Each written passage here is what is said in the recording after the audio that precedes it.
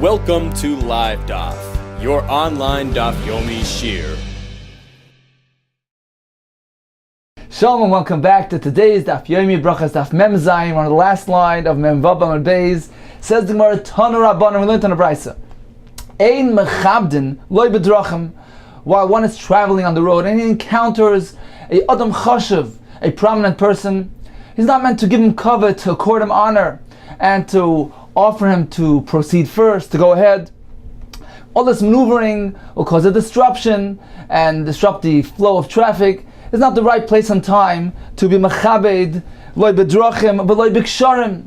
When they're crossing on a bridge, the maneuvering there is also perhaps dangerous and therefore is not appropriate. We're not meant to be mechabed, to give honor to a great person in these locations on the road. Biksharim, when they're crossing a bridge, not with regard to giving the honor of washing first when the hands are soiled, since it's not a great honor to wash your soiled hands. So the concept of mechabdin, of giving honor to a prominent person, to a great person, doesn't apply in these locations. Bedrachim, on the road, biksharim, when crossing a bridge, or regarding washing one's soiled hands.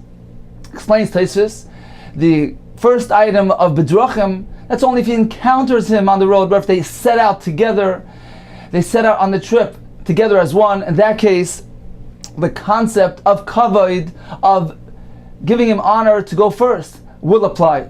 Now the obvious question is, the Gemara says, regarding washing one's soiled hands, the concept of being mechabed doesn't apply. Haven't we just learned in the previous blot that regarding mayim achronim, washing one's hands at the end of the meal, we are mechabed the gadol. We allow him to go to be the first of the last five. So why is that the case? Why are we mechabed the gadol regarding washing one's soiled hands? The Mepharshim say, there it's different. The point there is, we give him a leeway, we give him enough time to prepare himself to recite the Brachos HaMazon on account of the whole group. Therefore, we give him a gap. We tell him, we offer him the mayim achronim as the first of the last five individuals. He'll be the one to wash his hands before, or not with enough time before he needs to say the Brachos HaMazon, to give him time to prepare. But it's not the point of kavod, honor, on account of him washing before the other ones. Continues the Gemara, Rabin v'Abai, there was a story, Rabin and Abai have a kazli b'urcha, they were traveling on the road. Kadmei chamri de Rabin, the donkey of Rabin went ahead of the donkey of Abai. And Rabin didn't say nasal mar, he didn't offer Abai, he didn't tell him, go ahead please. Omar, so Abai made a comment, he said, Midasalik haimir abonan marava.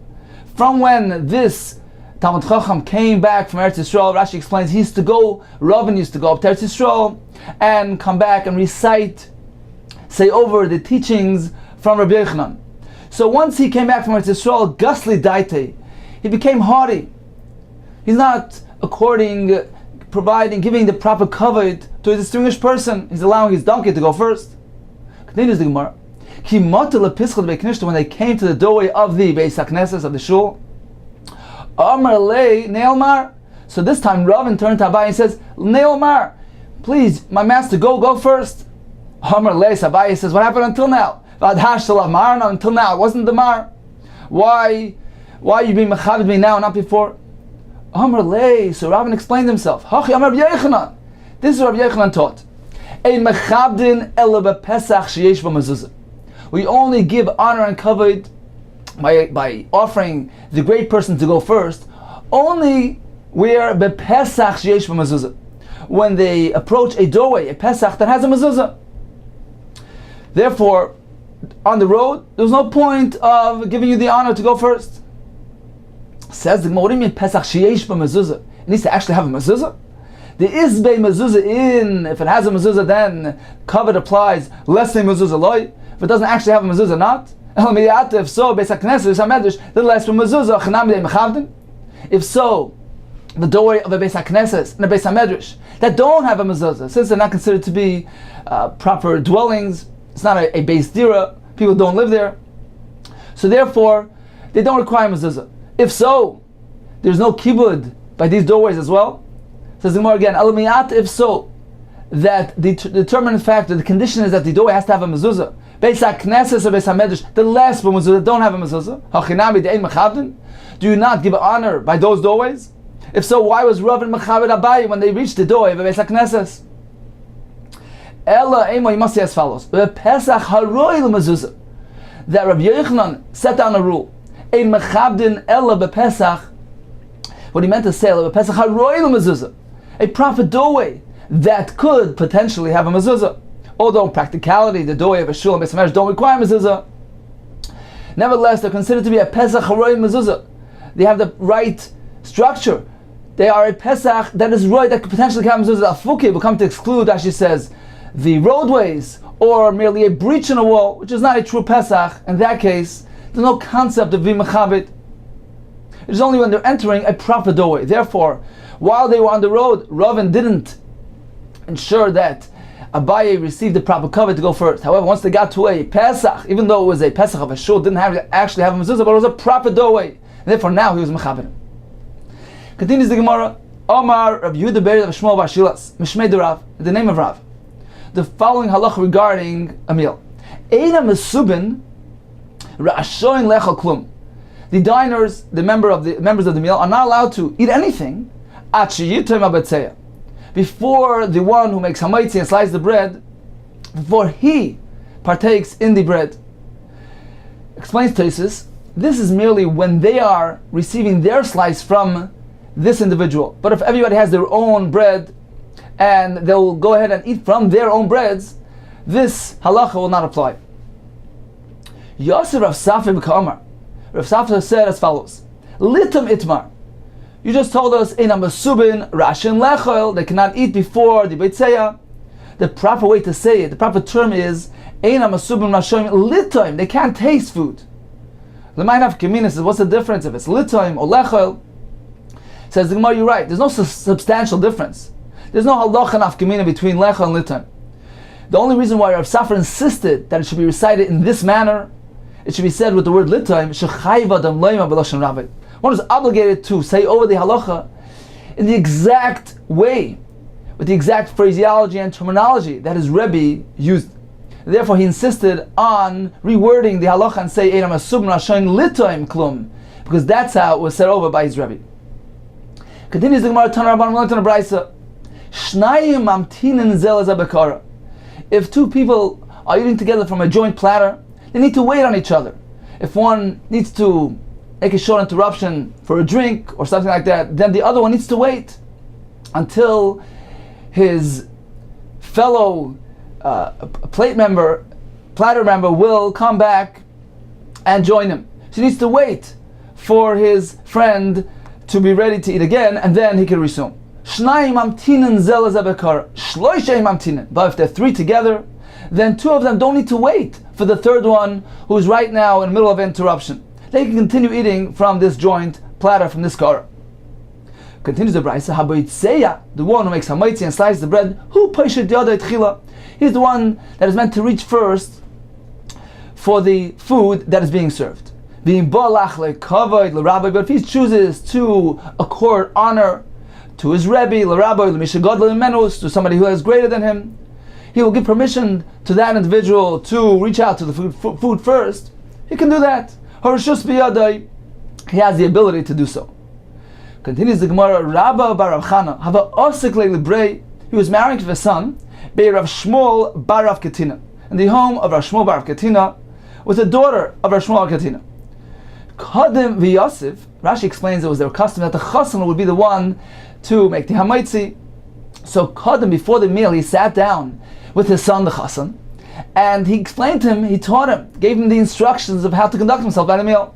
V'Yosef Kamasle, he told him Lebrei to his son, Eina b'Yitzeya Rasha Levtzoya. You should know one thing: the b'Yitzeya cannot slice until Achayichla Amen, until the Amen is complete, is concluded in a pi hainim. Until the Einim, the one that responds, have concluded their Amen. Why? Explains Rashi, because we learned earlier that one is meant to make the complete bracha, brachas hamaitzi, prior to breaking the bread. Therefore, Amen as well, since it's an acknowledgement, it's a response, it's a hashlama, completion of the bracha, it is also considered to be part of this bracha entity, and one needs to wait until the responders conclude their amen prior to breaking the bread. Rav Chisda Amar Pi Roi V'Einam. He needs to wait merely for the majority of the responders. He doesn't need to wait for everybody. Amalei Ram Rachama Maishno Ruba. Why do you insist on the majority? Why is that crucial? Because the bracha hasn't been concluded yet. Until they completed their amen, it's considered to be still somewhat in the middle of the bracha, and therefore he needs to wait for that. If so, what's the difference between roiv and miut? Miut and nami. Even when there's still a couple of people that haven't, still a minority, that haven't completed their amen, nami, the bracha hasn't completed until they complete their amen.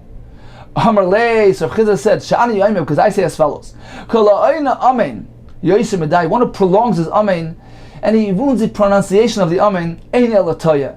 He's making a mistake. Therefore, those that prolong their pronunciation of the amen, they're going to pronounce it in an unfit way. It's not going to be clearly audible and understood. It's not meant to be done that way. Therefore, we don't reckon with them. We're merely reckoning with the roiv. As soon as the roiv, the majority of people concluded their amen, that is considered to be the completion of the bracha, and he may proceed. Tan Rabbanan, ein einen amen, ein einen loy amen chatufa. One is not meant to respond with a amen chatufa, a snatched amen. Rashi explains, he's not enunciating the amen. He's saying amen without the strong comments there. So it's a snatched amen. It sounds like amen. V'loy amen ketufa, not a chopped off amen. The nun is not really audible. He swallows the nun. V'loy amen yisayma, not an orphaned amen. What does amen yisayma mean? Says Rashi, he hasn't heard the bracha. He just hears that people are saying amen, so he joins. But there's nothing to connect.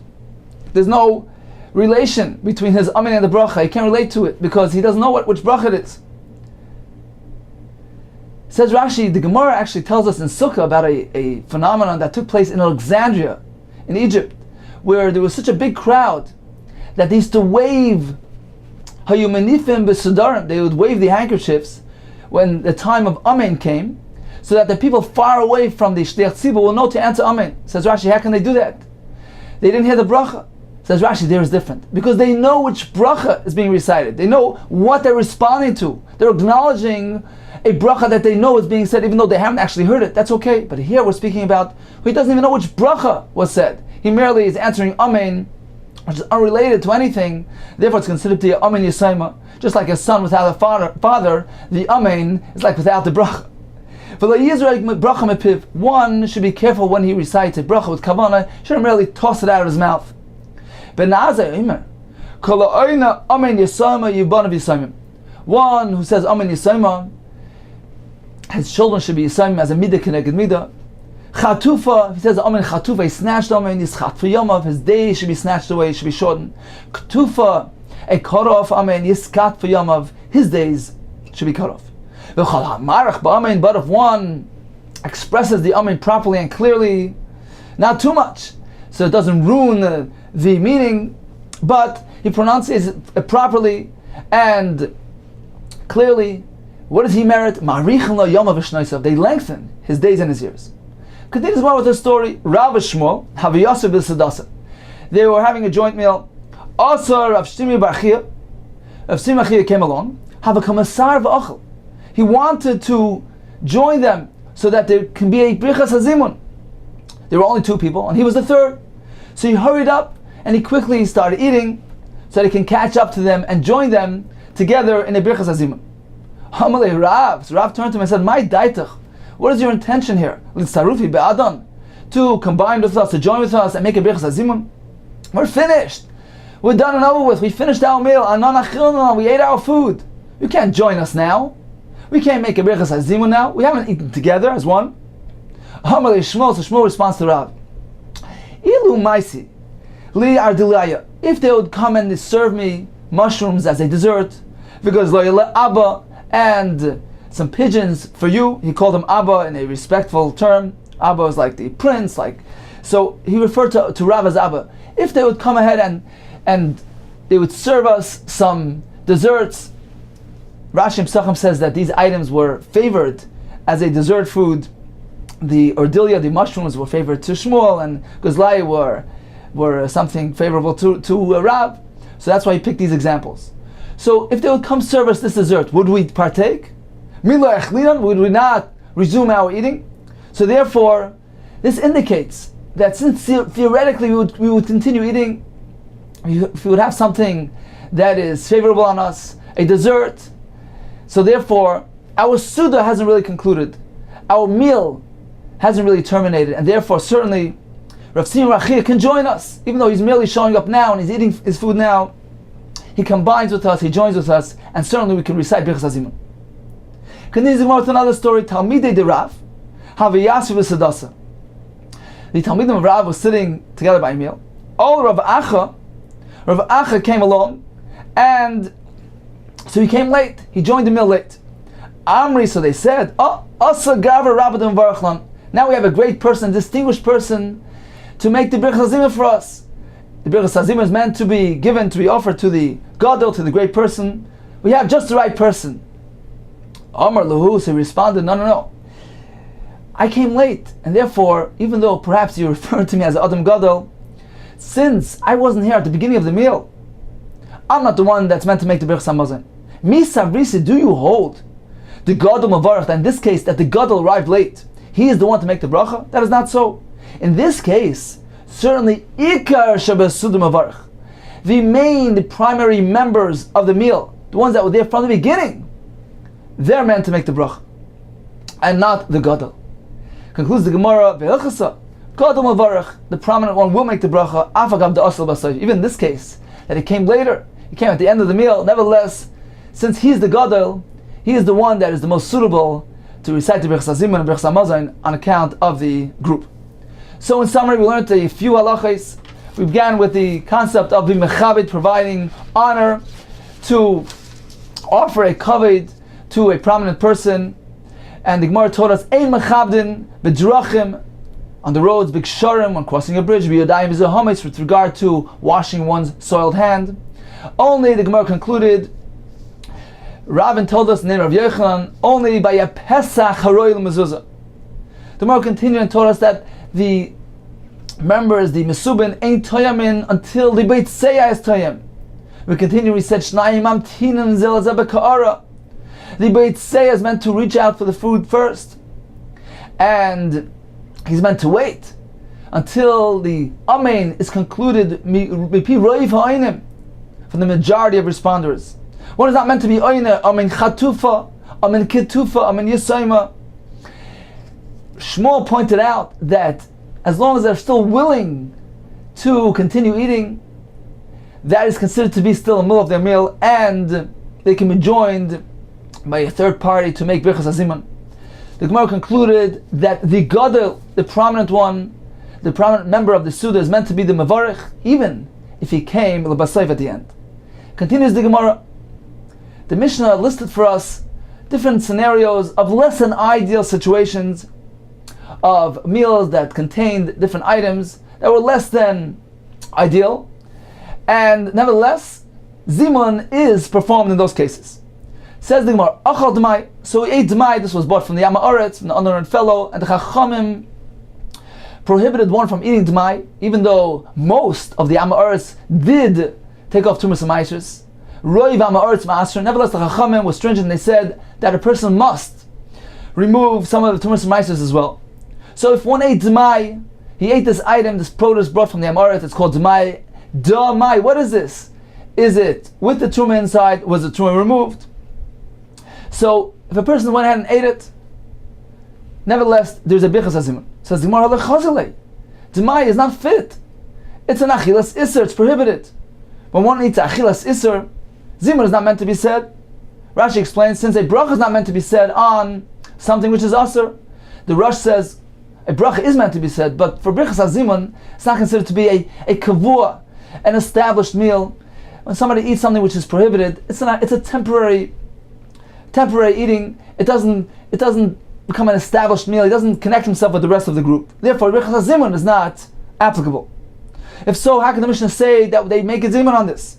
Says the Gemara as follows: if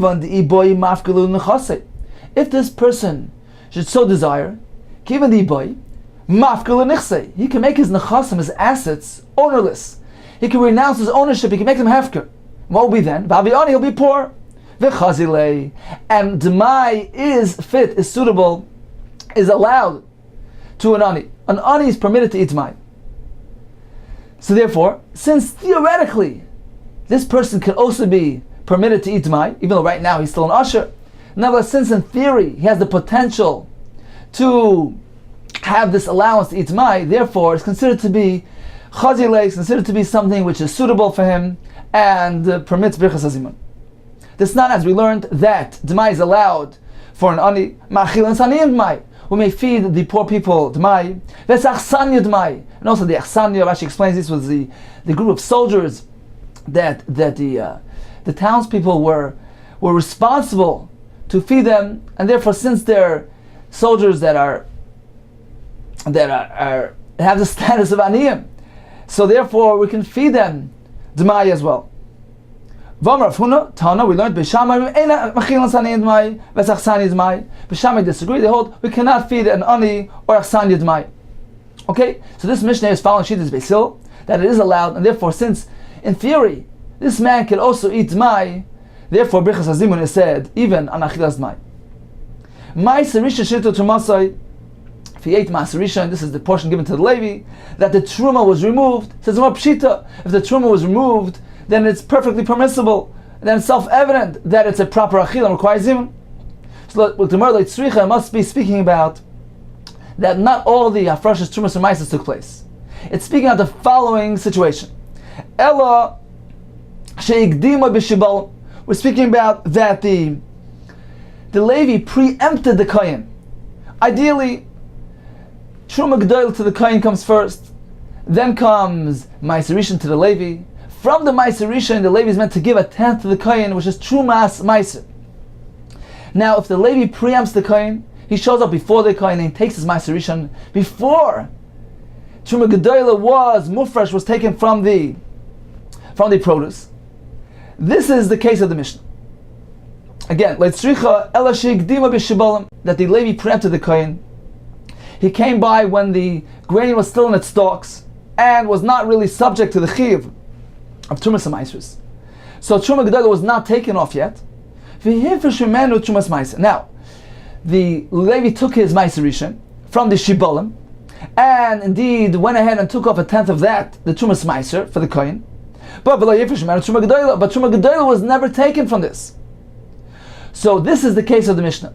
We have Ma'aser Rishon Shenitl Trumasoi.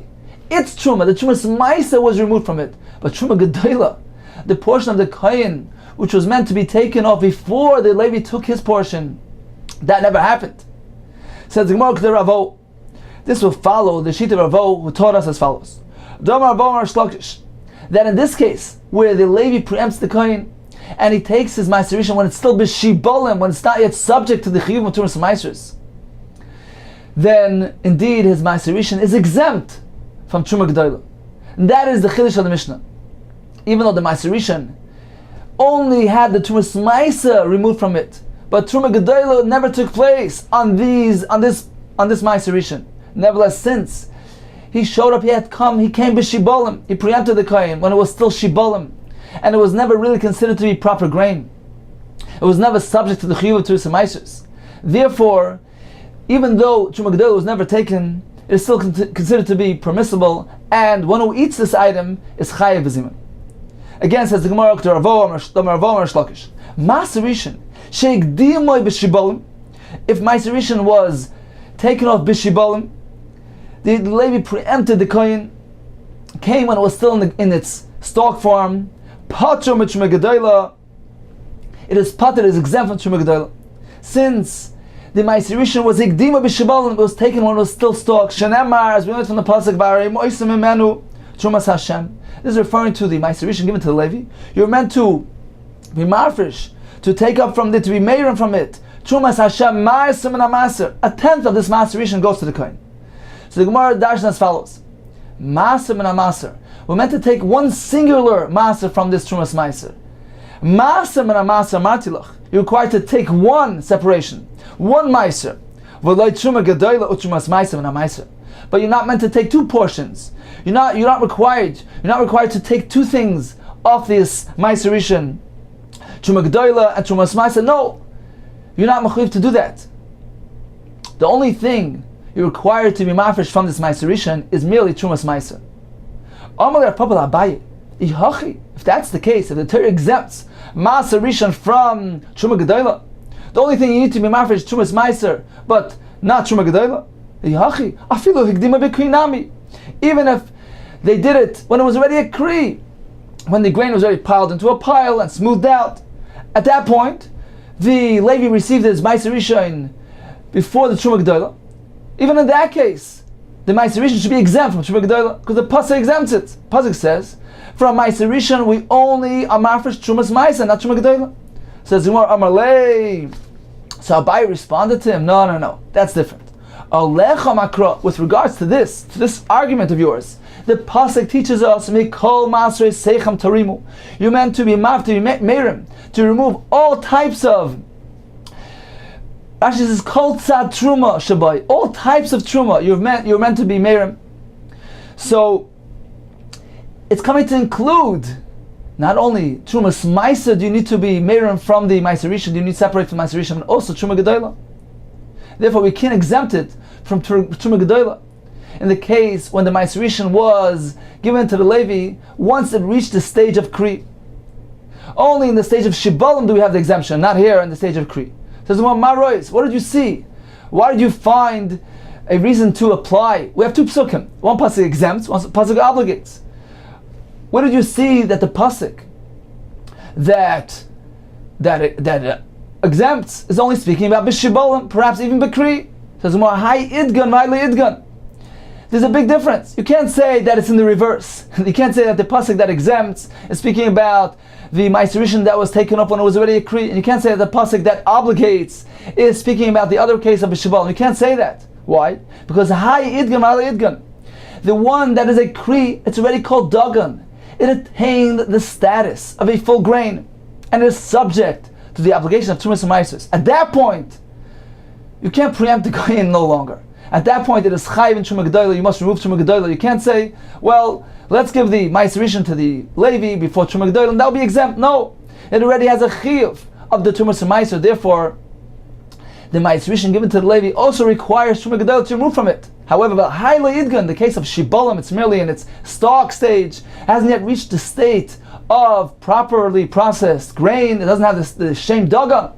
At that point, it's still not Chayiv in Trumas and Meiser. Therefore, if the Levi preempts the Kohen, and he comes to take his portion before Truma Gedola was removed, in that case the Torah exempts him. The Torah says you must only be mafresh Trumas Meiser from your Meiser Rishon and not Truma Gedola. Continues the Gemara, Maseh Sheni v'Hegdish shenivdu. So we ate Maseh Sheni, or Hegdish that was redeemed. Pshita, it's evident, of course, this is a permissible food, it's a fine Suda. Why shouldn't it require Zimun? What is the Chiddush? My skin says we're speaking about Kenshanos and Sakeren. He redeemed the principal, but Lenos and Sachemish. He hasn't added the fifth. We know that if the owner of the Meiser and the Hegdish comes to redeem, he needs to add a fifth. So he hadn't added that part. Nevertheless, it's still considered to be a proper redemption. Velkamashman, the Mishnah teaches us that in Chamish Ma'akev, the fifth doesn't invalidate the redemption. Therefore, it's not considered to be an Achilas Issa. He's required to add the fifth, but it doesn't invalidate. It's still considered to be a proper pidyon. The way to wait kazayis can join. Pshita says the Gemara Ma'od the Tamer. Perhaps I would think shamash leikava, the waiter, he's not considered to be part of the established meal. Rashi says because the is coming and going, he can't really join.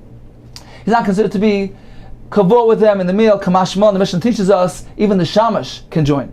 Va'kutim mezamin alav.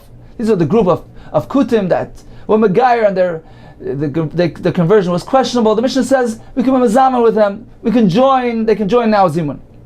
Says how can you do so? Amai lo yehei elam haaretz. Okay, let him at least be considered like Haman Aretz. Fine, forget about Kuti, but we can assume that the Kuti is not a learned fellow. He's not Haman Aretz, an ignoramus. We can't join zimun together with Haman Aretz. V'tanya in mezamin al Aretz. We can't incorporate Haman Aretz into our zimun. Says the Gemara, Abaye Omar, Bikuti chaver. He's a kuti, but he's a chaver, he's a scholar. Therefore, he can join in the zimun. Even if he's an unlearned kuti, it's still okay. We can still count him into our zimun. Why? The Brachos that says that we cannot include a Amaretz into our Zimun group, it's a specific type of Amaretz described by the Rabbanan later in the Brachos. So the Pliga de Rameir, who disagrees with Rameir's description. Again, Rabbanan, the Brachos that says Ein Mezaman al Haaretz is a specific type of Haaretz described by the Rabbanan soon. The Pliga de Rameir Askinan, that they are in dispute, they disagree with Rameir's description of Haaretz, and that is Askinan, that's what we're speaking about. Therefore, it is a very specific type of Haaretz. But a ordinary kuti who doesn't have that same classification as that Haaretz described by the Rabbanan later, he doesn't fall to the category of Haaretz, and certainly we can include him in Tal Zimun, even if he's unlearned. The Sanya, as we learned, is Haaretz. Who is Haaretz? When we talk about Haaretz everywhere, what exactly is this type of person? How do we describe him? Says the Brachos. Rameir Shita is kol she'enoi oichel chulav b'tar. He's not careful to eat his chulin, even his chulin, his non-truma, his regular food items. He's not careful to eat it b'tahara impurity. That is already considered to be Haaretz. Divrei Rameir. V'chachamim ayimim, no, not to that extent. Kol she'enoi ma'aser pereisav karoi. One who's not meticulous and careful in being ma'aser, to removing ma'aser from his fruit, to removing ma'aser properly from his food, that is Haaretz. Therefore, concludes the Gemara, regarding these kutim, that doesn't apply to them. Why? Asuri ma'aser kedichazi. They are properly ma'aser the fruits. Why do they remove the ma'aser? Because whatever is explicitly stated in the Torah, they're very careful with. As we learned, called mitzvah kutim. All the mitzvahs that the kusim adopted, that they practice, they're very meticulous with it. Yosim Israel, even more than the Israelim, than the ordinary Jew. So in conclusion, how could we involve a kuti in our zimun? Haven't we learned that ein mezamin al haaretz, and a kuti is haaretz? So we have two terutzim. Rabbi says we're speaking about a kuti who's a scholar. Rabbi says even an unlearned kuti. However, regarding this restriction of ein mezamin al haaretz, who is haaretz? It must be the haaretz that the Chachamim describe, which is one who is not ma'aser, is not careful with ma'aser, but a kuti is careful. Therefore, he is not included in this prohibition of ein mezamin al haaretz, and one can certainly count a kuti into his zimun. Tana Rabban, ez haaretz. Who is haaretz? We have various opinions. Number one, kol she'ein koyer krishma aris shachris. He doesn't recite krishma. Rabbi Lezer, Rabbi Shoimer kol she'ein maniach tefillin. He doesn't wear tefillin. Rabbi Shoimer kol she'ein lo tzitzis bevigdoi. He doesn't have tzitzis on his clothing. Rabbi Nosson kol she'ein mezuzah al pischoi. There's no mezuzah on his doorpost. Rabbi Nosson Yosef Omer kol sheyesh leibanim. He has children ve'eina megadlam. He doesn't raise them with Talmud Torah for Torah study. This is very stringent. Afilu kor v'shana, even if he's learned chumash v'shana, learned in the Mishnayos, v'lo yishimish Talmid Chacham, but he hasn't served Talmid Chacham. Rashi explains this to mean that the Chachamim would involve themselves in discussions to analyze the Mishnayos, to explain, to delve into the meaning and the reasoning behind the halachos found in the Mishnayos, and by doing so, they delved into the depth of the Torah and they applied it in practical terms to halacha l'maisa. So one who doesn't experience this type of shimush Talmid Chacham, Rashi says this is similar to the Gemara that the Amoraim later on composed. So the concept of the shimush Talmid Chacham is expounding, is involving, is delving into the depth of Torah. If this fellow hasn't done so, he's learned a lot. He's kara, he's shana, but he wasn't mishamash Talmid Chacham. He wasn't involved in these discussions to delve into the depths of Torah. He hasn't really grasped Torah in its true form, and he's considered to be haaretz. This is very stringent. Indeed, this is the halacha that one who was not mishamash Talmid Chachamim, one who hasn't delved into the depths of Torah, hasn't gone to these discussions of analysis into the depths of Torah, he's considered to be haaretz. Tosfos says nowadays we incorporate haaretz into our zimun, so that we don't reject them, we don't disenfranchise them, and we don't send them away from Kollel Yisrael. So therefore, nowadays, we're not makpid on this, and we include haaretz into our zimun as well. Says the Gemara, Rabbi Bar Chama le azmar le Rav Menashe bar Chachlifa. Rabbi Bar Chama did not include into his zimun Rav Menashe bar Chachlifa. Why? although he was a Talmud Chacham, the Tani Safra v'Sifri, he learned Safra, he learned Sifri. Safra is the Teres Kayanim, Safri is the Brachos on Bamidbar Dvarim. So he learned a lot. He was quite a learned fellow, maybe not the status of a true Talmud Chacham, but he's quite a learned fellow. V'Hilchos, he learned halachos. And since he wasn't involved in Shimush Talmud Chachamim, in delving into these discussions of the analysis of Torah, therefore, Rabbi Chacham did not want to include him into his zimun. Says the Gemara, when Rabbi Chacham was passed away, Rabbi made a statement. Rabbi Chacham did not pass away only on account of this sin, Ella, because he didn't include Rav Menashe into his zimun. He degraded him.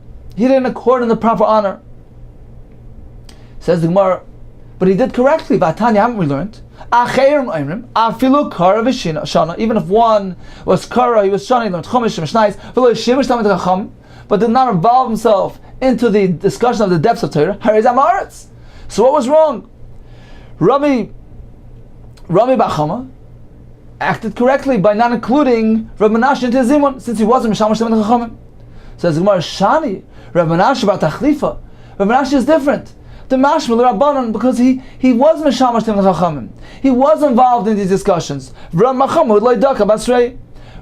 didn't investigate properly. He didn't know that he was a Talmid Chacham of higher stature. And indeed, he was involved in those discussions. Lishnachrina, there's another version that Rav Tachlifa was different because there's Shama Shmaitz and Pain Rabbanan. He would listen to the conclusions of these discussions, even though he wasn't actually involved, but he used to hear the conclusion of these analytical discussions, the Garslu, and he reviewed them, he internalized them, and therefore he also attained the status of Tzum Rabbanan Dami. He's considered to be a full-fledged Torah scholar, and therefore he should have been included in the zimun of Rabbi Bachama. Continues the Gemara. The latter part of the Mishnah lists us different cases of achilas iser, of tevel, etc., that if one partakes in those foods, he may not be involved in zimun. Achal tevel ma'aserisha, says the Gemara, tevel pshita. If it's true tevel, it's aser, of course. He may not join the zimun. Like tzricha we're speaking about, it must be in the following case. But tevel told Rabbanan. It's only tevel midrabbanan. Hechadami, for instance, but Atash was planted in unperforated flower pot, since it doesn't get a direct nourishment from the ground, it is not chayav, is not obligated to Maisis Minat Torah, only Midrabanan. So one who eats this item, even though it's only Issa Drabanan, it's considered to be Achilas Isser and can't join the Zimun. Ma'aser Rishon, the Mishnah says Ma'aser Rishon Shalena into Trumasai, that the Truma was not removed from it. It says Pshita, if there was no Truma removed from it, meaning the Gemara at this point understood, meaning no Truma, not Truma's Gedola, not Truma's Ma'aser, of course it's Aser Pshita. Like Tzricha must be speaking about Kegoin, Shekdima Bikri, that they preempted the Kain and they took off the Levi showed up when it was Bikri, when it was in the pile form, and at that point he took his Ma'aser Rishon and they did not do the Truma Gedola. So in this case, it's considered to be Aser, is prohibited, and that's what the Mishnah is speaking about. The Mishnah says Ma'aser Rishon is learned to Shumasai. Certainly the Truma Smaisa was given properly, but the Truma Gedola wasn't. And since the Ma'aser Rishon was mufrash, was separated when it was already bikri, it was already subject to hilchas Truma Smaisa, it was already considered to be a grain, and therefore the Truma Gedola is me'akev, and if the Truma Gedola was not removed, not separated, it's considered to be aser. Mal the Tema, perhaps I would think, that we should go along with the argument of Papa, who challenged, who said, maybe even when they separated the Ma'aser Rishon, when it was already Bikri, at that point, it is also exempt from Truma Gedola, just like when he preempted and he came when it was B'Shibalim. What's the difference?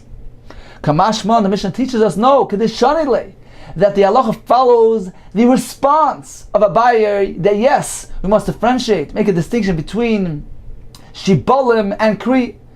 The Ma'aser Rishon that was separated when it was already at the point of Kri, it attained the status of proper grain and is subject to Tumas Ma'asers. At that point, you were obligated in all the hafrashes of Truma Gedola and Tumas Ma'aser as well. Continues the Gemara, Ma'aser Sheni that was not redeemed. Pshita, of course, it's Aser. Like Tzricha must be speaking as Sheniftu. It was redeemed. We're referring back to Ma'aser Sheni and Hegdish that were redeemed. So it's pasha that it's asur. If it wasn't redeemed, says the Gemara was speaking about that they were redeemed, but not properly. For instance, Ma'aser Sheni Kegoyin. For instance, it was redeemed onto a slug of metal which was not minted yet. Rachmana Amar, Torah says that in order to redeem Ma'aser Sheni Amana, it needs to have an imprinted form. V'tzarta kesef yodecha, need kesef sheish balav tzur, that has a form imprinted into it. And therefore, an asimon, which is merely a slug, is not fit for pidyon. Hegdish, the halacha that Hegdish, that it wasn't nifta, certainly he was paid, he tried to transfer the kedusha onto an item, but he didn't do it properly. Hegdish shechila gabe he transferred the kedusha, the sanctity of the Hegdish onto land, onto karka. V'lo yiptoi bekesef, he didn't use money. V'rachmana amar v'nos na kesef b'kamla, you need to have money. Therefore the mission is informing us that if it wasn't done properly, if Ma'aser Sheni was redeemed onto a mere slug of metal, it's not considered to be a proper pidyon, it's asur. Hegdish as well, if it was in schalal on karka, it's not considered to be a proper transfer, and it's asur. A waiter who ate less than a kazayis, he can't join the zimun. Pshita, of course, he ate less than a shir achila. Says the Gemara, you're right, I did a ton of reisha kazayis. Since the reisha, the first part of Mishnah, taught us the halacha of the shamash that did a kazayis, he can join. Therefore, the Mishnah simply cites a parallel statement. Tama Seifa, therefore in the Seifa it also says pachas mikazayis. It's a parallel statement that, as opposed to the reisha, we ate a kazayis and he's eligible, and the Seifa ate less than a kazayis, so he's ineligible, even though it's a pasha to halacha. V'anochri, a non-Jew, if you can't join, you can't count him as part of the zimun. Pshita, of course, says the Gemara, my skin was speaking about Beger, he was a convert, Shemova l'taval, he had meal done to him, but he hadn't immersed in the mikveh, and therefore he's still considered to be a non-Jew, and that is the chiddush of the Mishnah. He's not considered to be a proper ger until he is mal and he's toivel. He needs both elements. Before Tevila, he's still in the status of a nachri and he can't join the zimun. So in summary, the Mishnah gave us two categories. The first list was mizamnin, those that can join zimun. Number one, demai. 108 demai. Why? Because the boy mafkenichse, since he can render his assets ownerless, he can make hefker his nechassim, he can become an ani, and then the demai will be fit for him. Or Ma'aser Rishon, that hikdimu b'shirbalim, that the Levi preempted the coin when it was still the stalks. Ma'aser Sheni v'hegdish, although the chaimish was not given, a shamish is considered to be chashiv kavua, it's considered to be as part of the established meal, and a kuti can join since he does not have the status of amaretz. The second category was cases of amazam that can't join. Tevel, even a tevel midrabanan that was planted in a unperforated flower pot, that is considered to be achilas isur, or Ma'aser Rishon, where the Truma Gedolah was not separated when it was hikdima bikri. When the Ma'aser Rishon was separated, when it was already at the status of grain, it was already the pile of grain. Ma'aser Sheni, that was redeemed on an asimane in a slug. Hegdish, that was the schal on karka, and finally a nachri, since even though he was mal, but since he wasn't toivel, he's considered to be a non-Jew. Continues the Gemara. Nashim avodim uktanim ein mezam aleim. Rabbi, Katan amutu barisa, a cotton that is lying in a cradle, mizam, he can join the zimun, we can count on him as part of our zimun. So why can you say that? For Tanan, we just learned in the Mishnah, Nashim avodim uktanim ein mezam aleim. So we see that a cotton can't join the zimun. Says the Gemara, who the Amar of Shlomo Levi? Rabbi Yosi was following the opinion of Shlomo Levi, who taught us the Amar of Shlomo Levi, Afal Pisha Amru. Even though we said cotton hamutu barisa, a cotton in a cradle, a mezamnov, we can't reckon him as part of our zimun. Aval oisan, I say slip la asara, we can make him a sniff, an accessory, an attachment to the minyan. Meaning, certainly regarding a zimun of 3, he can't be considered to be a part of the 3. But when we're talking about a zimun of 10, when they recite the Shem Hashem, in that case, if they already have 9, the cotton can attach himself. Can be mitzdarv, he can consider a sniff, an accessory, an attachment, the completion of the minyan. Since we already have 9, 9 is the main element of the minyan, 10 is merely a completion. In that case, a cotton can join and complete it. V'amar Shlomo Levi, Tisha ve'eved mitzdarfen. 9 Yisraelim with an Eved Knani can be mitzdarev to a minyan. To recite Dvarim Shebekdusha is considered to be a minyan. Meisvei, we learned to Bryce otherwise. Ma'aseh was a story. Rabbi Lezer shnichus v'es hakneses. Rabbi Lezer entered a shul. V'lei matzah sorah, he didn't find a minyan. V'shichrer avdoi. So he had a slave, his non-Jewish, his Eved Knani, slave with him, and he was mishacher. He set him free, so that now he's considered to be a full-fledged Yisrael, and he can join the minyan. V'shlim l'asora, and thereby he completed the minyan. So we see, shichrer in only if you set him free, he can join the minyan. Loi shichrer loi, but while he was still an Eved, he can't join the minyan. So this is a contradiction to Rosh Levi. Says the Gemara, they needed 2. They only had 8 people in the shul, and they needed another 2. Therefore, what did Rabbi Lezer do? So he had 2 avadim with him. Shichur echad. So one of them he set free, so that he can be considered to be man number 9. And now that they already had 9, v'nafik b'chad. Indeed, the 10th one was the Eved. The second Eved completed the minyan. Says the Gemara, how could Rabbi Lezer set his Eved free? Veicha Eved hachi, v'amar Rabbi Yehuda, hasn't Rabbi Yehuda taught us, kol ha'mashachar avdo over be'esei. One who sets his Eved Knani free, he's over a mitzvah aseh shenemar, as it says, l'oilam bem taboidu. You must work with him l'oilam. You can't just merely set them free. It says, Gemara l'var mitzvah shani. This was the sake for a mitzvah, of a mitzvah, and therefore it's different, it's allowed. So says Gemara, what's the difference? Mitzvah haba ba'averi.